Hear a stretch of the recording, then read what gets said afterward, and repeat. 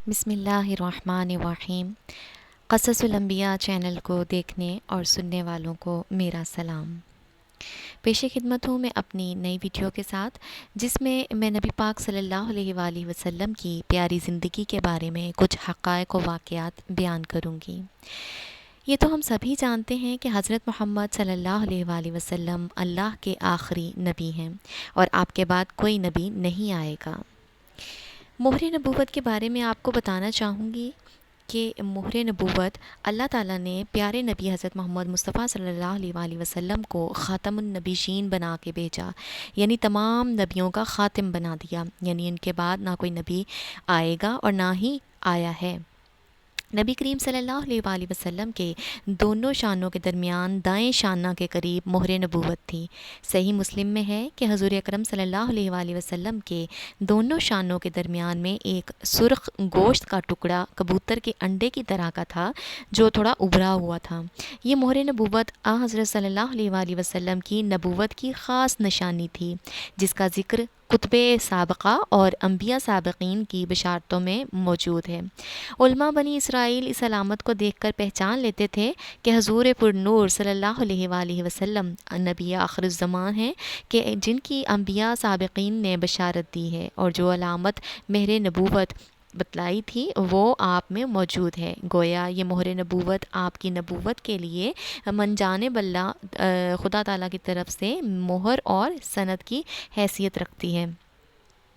حضرت محمد صلی اللہ علیہ وآلہ وسلم کی بہادری کا قصہ سنانا چاہوں گی کہ حضرت ابن عمر رضی اللہ تعالیٰ عنہ نے فرمایا کہ میں نے رسول اللہ صلی اللہ علیہ وآلہ وسلم سے بڑھ کر نہ کوئی بہادر دیکھا اور نہ کوئی مضبوط دیکھا اور نہ فیاض دیکھا اور نہ ہی دوسرے اخلاق کے اعتبار سے پسندیدہ دیکھا، اور ہم جنگ بدر کے دن رسول اللہ صلی اللہ علیہ وآلہ وسلم کی آڑ میں پناہ لیتے تھے، اور بڑا بہادر وہ شخص سمجھا جاتا تھا جو میدان جنگ میں آپ صلی اللہ علیہ وآلہ وسلم سے زیادہ نزدیک رہتا تھا، جبکہ آپ صلی اللہ علیہ وآلہ وسلم دشمن کے بہت قریب ہوتے تھے، کیونکہ اس صورت میں اس شخص کو بھی دشمن کے قریب ہی رہنا پڑتا تھا۔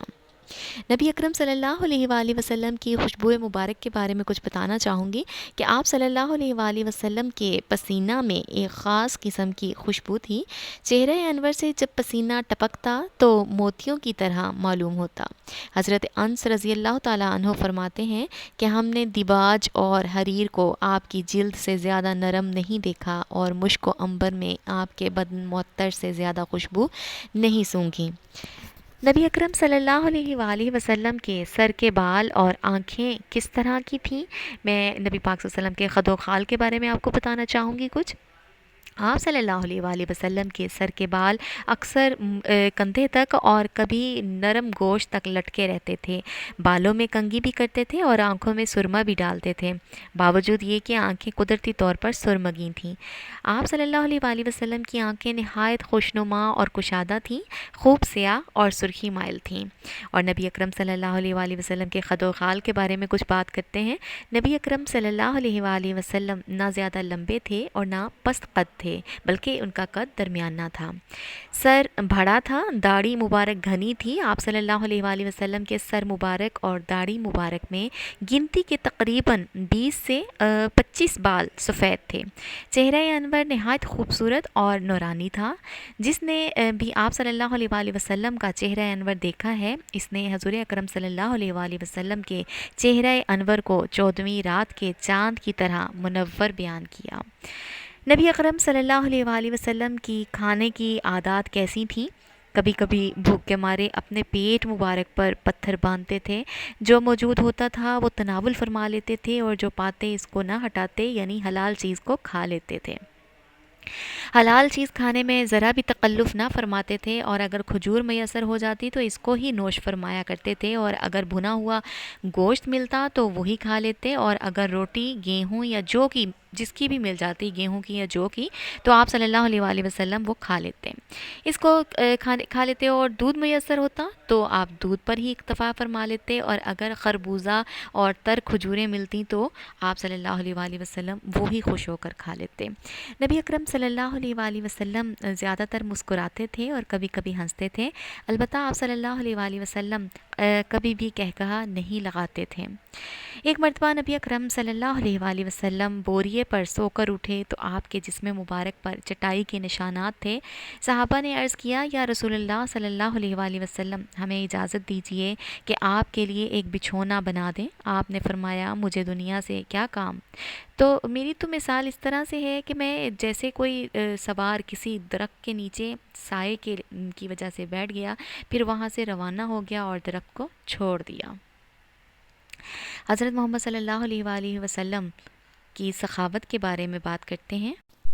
نبی اکرم صلی اللہ علیہ وآلہ وسلم کی سخاوت کے بارے میں کچھ اس طرح سے بیان کرنا چاہوں گی کہ حضرت ابن عباس رضی اللہ تعالیٰ عنہ سے روایت ہے کہ حضرت محمد صلی اللہ علیہ وآلہ وسلم سب سے زیادہ سخی تھے، اور خاص طور پر جب رمضان میں جبرائیل علیہ السلام آپ صلی اللہ علیہ وآلہ وسلم سے ملتے تو آپ صلی اللہ علیہ وآلہ وسلم کو سب لوگوں سے زیادہ سخی پاتے، اور جبرائیل علیہ السلام آپ سے ہر رمضان کی ہر رات میں ملتے اور قرآن کا دورہ کرتے۔ نبی کرم صلی اللہ علیہ وآلہ وسلم بھلائی پہنچانے میں ٹھنڈی ہوا سے بھی زیادہ سخی تھے۔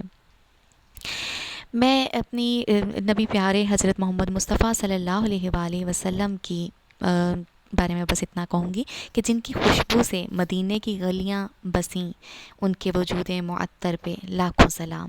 ناظرین، ان واقعات اور معلومات کا سلسلہ اسی طرح سے جاری رہے گا، جو کہ میں اپنی آنے والی اگلی ویڈیوز میں پیش کرتی رہوں گی۔ برائے مہربانی دیکھتے اور سنتے رہیے ہمارا چینل قصص الانبیاء۔ اس دعا کے ساتھ اجازت چاہوں گی کہ آپ جہاں بھی رہیں خوش رہیں، آباد رہیں، اللہ پاک آپ کا حامی و ناصر ہو۔ اپنا بہت خیال رکھیے گا اور دعاؤں میں مجھے یاد رکھیے گا۔ اللہ حافظ۔